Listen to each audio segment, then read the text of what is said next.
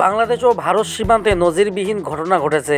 বাংলাদেশে রাজনৈতিক পট পরিবর্তনের জেরে ভারত অবৈধ অনুপ্রবেশ বাড়াতে পারে এমন আশঙ্কায় সীমান্তে কাঁটাতারবিহীন স্থানে গেলে বেশ কিছুদিন ধরেই কাঁটাতারের বেড়া দেওয়ার কাজ শুরু করেছে ভারত। সেই কাঁটাতার দেওয়াকে কেন্দ্র করে সংঘাতে জড়ালো দুই দেশের জনতা ও সীমান্তরক্ষী বাহিনী।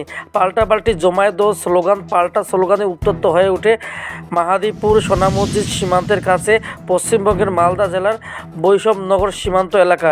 বাংলাদেশের দিকে এই এলাকাটি রাজশাহী জেলার শিবগঞ্জ থানার আওতাধীন। মঙ্গলবার এ ঘটনার সূত্রপাত পশ্চিমবঙ্গের মালদা জেলার বৈষ্ণবনগরের সুখদেবপুর এলাকায় প্রায় 100 মিটার অংশে এখনও কাঁটাতারের বেড়া নেই। বাংলাদেশ ভারত সীমান্তে সেখানে প্রায় উন্মুক্ত। এমন পরিস্থিতিতে মঙ্গলবার কাঁটাতারের বেড়া তুলতে শুরু করে বিএসএফ, কিন্তু বেড়া দেওয়া নিয়ে আপত্তি জানায় বাংলাদেশের সীমান্তরক্ষী বাহিনী বিজিবি। ফলে মাঝপথেই বন্ধ করে দিতে হয় কাঁটাতারের বেড়ার কাজ। এমন খবর স্থানীয় এলাকায় ছড়িয়ে পড়লে সেই নিয়ে সীমান্ত সংলগ্ন এলাকাতেও উত্তেজনা ছড়ায়। ঘটনাস্থল থেকে যে ছবি সামনে এসেছে তাতে ভারতের দিকে থেকে ভারতের মাতা কি জয়, বঙ্গে তারাম শ্রীরাম স্লোগান হয়ে ওঠে। এমন পরিস্থিতিতে স্থানীয়রা বাংলাদেশ সীমান্তরক্ষী বাহিনী বিজিবির পাশে এসে দাঁড়ায় এবং তারা বাংকার তৈরিতে সাহায্য সহযোগিতা করে।